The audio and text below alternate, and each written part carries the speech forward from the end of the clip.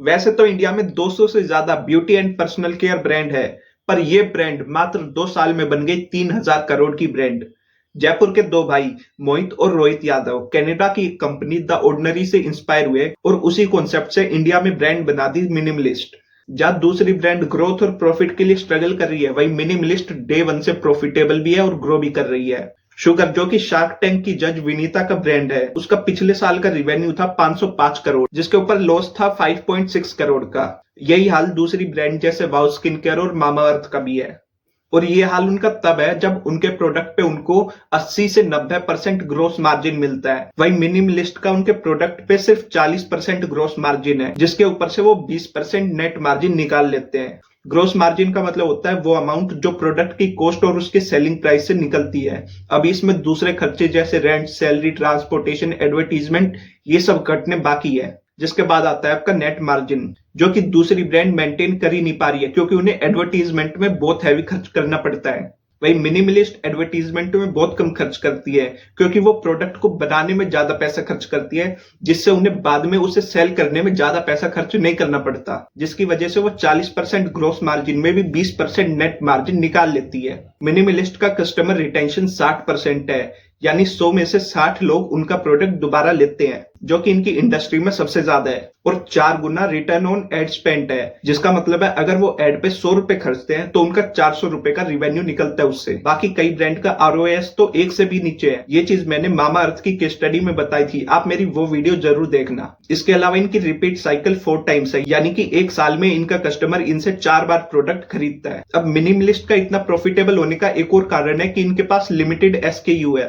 दूसरी ब्रांड से कंपेयर करें तो उनके पास बहुत सारे प्रोडक्ट है, क्योंकि वो थर्ड पार्टी वेंडर से अपने प्रोडक्ट बनाते हैं, तो उनके लिए ज्यादा प्रोडक्ट रखना आसान है। वही मिनिमलिस्ट के बहुत लिमिटेड प्रोडक्ट है और उनका मैन्युफैक्चरिंग पे पूरा कंट्रोल है, जिसकी वजह से उनके प्रोडक्ट की क्वालिटी सेम रहती है।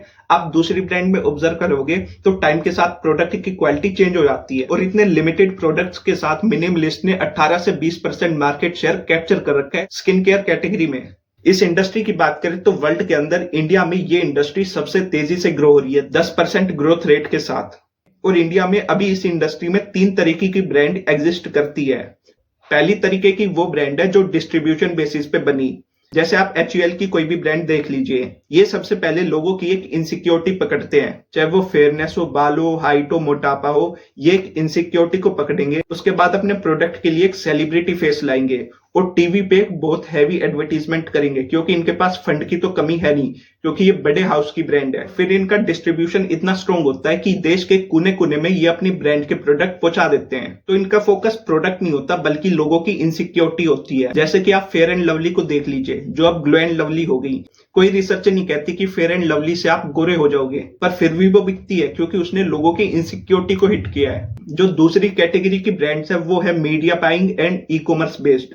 इनमें भी एक चीज ये कॉमन है कि ये भी अपने प्रोडक्ट के लिए कोई सेलिब्रिटी फेस उठाते हैं, पर ये कंपैरेटिवली छोटी ब्रांड्स होती है जो सिर्फ ई कॉमर्स की वजह से ही ग्रो पाई, क्योंकि इनका ऑफलाइन डिस्ट्रीब्यूशन उतना स्ट्रॉन्ग नहीं होता।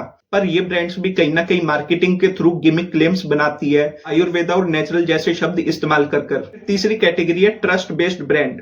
ये नई ब्रांड्स है जो ट्रस्ट के बेसिस पे डेवलप हुई है, और ये कोई भी गिमिक मार्केट नहीं करती, जो भी है वो सच बताती है, और उसी वजह से ये अब ग्रो हो रही है, क्योंकि टाइम के साथ लोगों के अंदर अवेयरनेस आई है। लोग अब लेबल पढ़ने लगे हैं, जिससे लोगों को ऐसी ब्रांड चाहिए जो कुछ झूठ ना बोलती हो, जो उनमें है वो सच बताती हो। और इन ब्रांड्स को ज्यादातर डर्मेटोलॉजिस्ट और डॉक्टर्स रिकमेंड करते हैं, तो ये ब्रांड एडवर्टीजमेंट में कम स्पेंड करती है। अब एक प्रोडक्ट के एग्जांपल को लेते हैं और समझते हैं कि एक ही प्रोडक्ट को ये तीनों कैटेगरी कैसे अलग अलग तरीके से बेचेगी।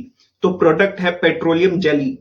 पहली कैटेगरी में इसे कहते हैं वैसलीन। वैसलीन एक पेट्रोलियम जेली है जिसके अंदर फ्रेग्रेंस है। इसके ऐड देखोगे तो उसमें फैमिली वैल्यूज, ममता का प्यार, ऐसी चीजें दिखाई गई है, जबकि है तो ये ग्रीस ही जिसके अंदर फ्रेग्रेंस है। प्लस इनके ऐड में आपको कोई सेलिब्रिटी फेस दिखेगा। अब दूसरी कैटेगरी इसको नेचुरल और आयुर्वेदा के टाइप में दिखाएगी, प्लस एक सेलिब्रिटी फेस लाएगी, सोशल मीडिया पे इन्फ्लुएंसर के थ्रू पेड प्रमोशन कराएगी और ई कॉमर्स के थ्रू अपना प्रोडक्ट सेल करेगी।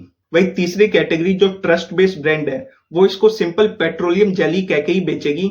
ये बताएगी कि इनके प्रोडक्ट में क्या क्या है, वो कैसे यूज करना है और उससे आप क्या बेनिफिट एक्सपेक्ट कर सकते हो। तो अभी के टाइम में जो कंज्यूमर का शिफ्ट है वो कैटेगरी 1 से 3 की तरफ जा रहा है, इसलिए HUL मिनिमलिस्ट को खरीदने वाला है लगभग 3000 करोड़ में। ट्रस्ट बेस्ड ब्रांड के पास एक और एडवांटेज है कि वो जेंडर सेंट्रिक नहीं है। इस कैटेगरी में ब्रांड्स की ये दिक्कत है कि वो जेंडर सेंट्रिक बन जाती है, जबकि उनके प्रोडक्ट दोनों यूज कर सकते हैं। एग्जाम्पल देता हूँ, फेयर एंड लवली लगा तो दोनों ही सकते हैं, बस उसके एड में फीमेल्स दिखाती है तो सिर्फ फीमेल्स ही उनको लगाती है, और मेल के लिए उनको अलग चीज लॉन्च करनी पड़ी, फेयर एंड हैंडसम, जबकि दोनों चीजें एक ही है। ट्रस्ट बेस्ड ब्रांड के पास ये एडवांटेज होता है कि वो एक ही प्रोडक्ट मेल और फीमेल को बेच सकते हैं। तो भले ये ब्रांड कनाडा की एक ब्रांड से इंस्पायर्ड है जो अब खुद इंडिया में प्रोडक्ट बेच रही है, पर इंडिया के अंदर ये ब्रांड उससे ज्यादा तेजी से ग्रो कर रही है और प्रॉफिट भी कमा रही है, क्योंकि ये एडवर्टीजमेंट में बहुत कम पैसा खर्च करते हैं कंपेयर टू अदर ब्रांड्स। और ये पॉसिबल हो पाए इनके फाउंडर के एक्सपीरियंस की वजह से। उन्होंने सबसे पहले एक ब्रांड स्टार्ट करी मैंगो स्ट्रीट, जो कि बच्चों के प्रोडक्ट बनाती थी। उसके बाद वो कार देखो में गए, उसमें एक हायर पोजीशन पे काम किया। उसके बाद beauty and personal care sector में ही अपनी ब्रांड बनाई फ्री विल, जो कि लोगों के लिए पर्सनलाइज्ड प्रोडक्ट बनाती है। और उन्होंने मिनिमलिस्ट को as a side project start किया, और स्टार्ट करते ही मात्र 8 महीनों में मिनिमलिस्ट 100 करोड़ की ब्रांड बन गई थी, बिना किसी एडवर्टीजमेंट के, क्योंकि इंस्टाग्राम क्रिएटर्स इनकी ब्रांड को खुद रिकमेंड करते थे, क्योंकि वो पर्सनली उनको यूज करते थे, तो इन्हें क्रिएटर को पैसा नहीं देना पड़ा और इनके कस्टमर की एक लॉयल कम्युनिटी बन गई। इनके इंस्टाग्राम पे 200 से 10,000 फॉलोअर मात्र 2 दिन में हो गए, क्योंकि एक क्रिएटर ने इनके प्रोडक्ट की खुद ब खुद तारीफ कर दी थी बिना उसको पैसे दिए। तो इस तरीके से मिनिमलिस्ट की एक लॉयल कम्युनिटी बन गई है जो उसके प्रोडक्ट को खुद प्रमोट करती है, और आज इतने कम टाइम में मिनिमलिस्ट इतनी बड़ी ब्रांड बन गई है। तो दोस्तों ये थी आज की वीडियो, उम्मीद है आपको पसंद आई होगी। मिलेंगे आपसे अगली वीडियो में।